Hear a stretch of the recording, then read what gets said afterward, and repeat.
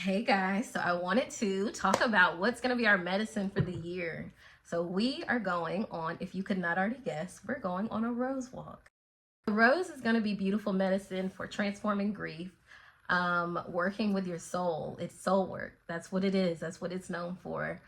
Rose is the divine mother in most cultures, is a very spiritual herb. And so anytime that you add rose petals to your blend, you're going to elevate your blend. And so I think that speaks to the beauty of the rose, the power of its transformation, the power of its support, the power of its remedy. And so we're going to go through so many rose remedies this year.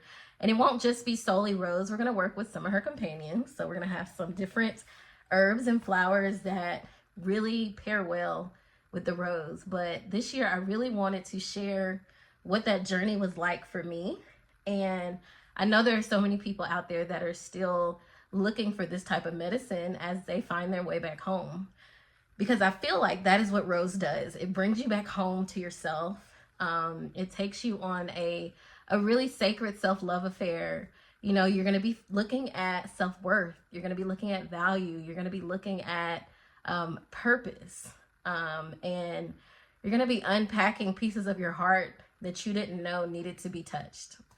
And so it's beautiful medicine, and it's going to be perfect for the amount of things that I think collectively that we're moving through. A lot of heaviness, a lot of disconnection. I think a lot of us are experiencing disconnection in a way that we may not be able to put into words. But with Rose, she also helps to guide your words, guide your thoughts. She allows you to hear the whispers of your heart. So it centers the wisdom that speaks to your heart. And so in order to really hear that, and in order to really walk on that journey, there's going to be a lot of clearing that has to be done in the heart space. And so it's heart medicine. And I love the rose. I would have never guessed to be on my plant walk. I would have never guessed that rose would have been it for me. But because I was never a flower girly, but I am now. But what I've learned is that flowers hold so many potent remedies, especially for our emotional well-being. A lot of us who are dealing with the shifts in our mood, the shifts in our hormones, the shifts in everything we're feeling, flowers are beautiful medicine to support that. And so we're going to make a lot of different remedies. We're going to make some syrups. We're going to make some baths. We're going to make some tea blends, some skincare. We're going to dive into the remedies of the rose and some of our other plant allies. So I definitely wanted to have a theme this year because I think that it's really going to be this inner beauty that is being expressed outward. It's going to be a lot of change. Rose is a catalyst for change, but she is a nurturing home to do that transition through. And so we're going to create safe spaces for ourselves in our journey with the rose, and safe spaces for people we care about. And we're going to see ourselves move into a state of alignment that we probably have never seen or experienced before, or even imagined was possible.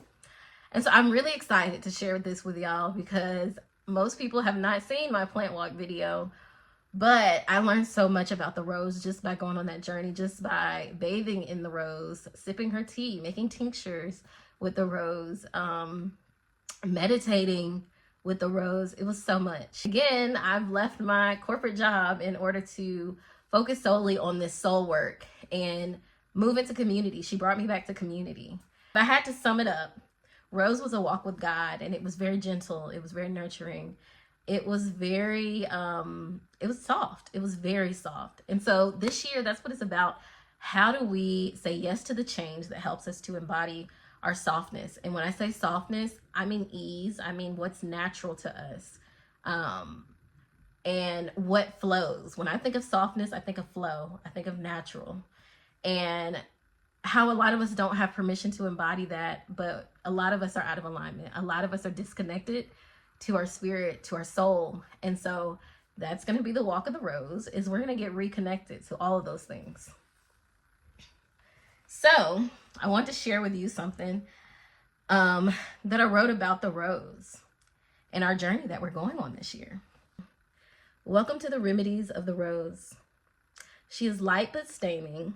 Her wisdom is ancient yet creatively intertwined into every aspect of today's world. She shares the whispers of the soul and the medicine of the mother. We center the heart when we think of the rose, the divine medicine for susto, soul loss. She restores hope in our spirit. Rose as a curator for a better, more healed world, led by the divine gifts of creation. What the world needs now is love, sweet love. That's the only thing that there's just so little of. She holds your hand through death and blooms with your rebirth. She gathers your tears, cleanses your auric field. For every season, I offer you a rose. I offer you some softness. I offer you a new beginning, a beginning more aligned, where your soul and your spirit reunite as they walk forward together hand in hand. Sip her sweetly, anoint yourself with her oils, and let her baptize you in her waters. If you take up her medicine, you will never be the same. Gather the pieces of your self-worth you mistakenly abandoned along the way. Know that you will be whole again. How do you invite in her sweet medicine? Simply ask your heart, what do you want today? Then follow the breadcrumbs, or should I say the rose petals. She is patient, she is kind, she keeps no record of wrongs, she will always wait for you. Just keep growing. Your ancestors loved you so much, they left you a trail of roses for the way back home. Let's gather them together.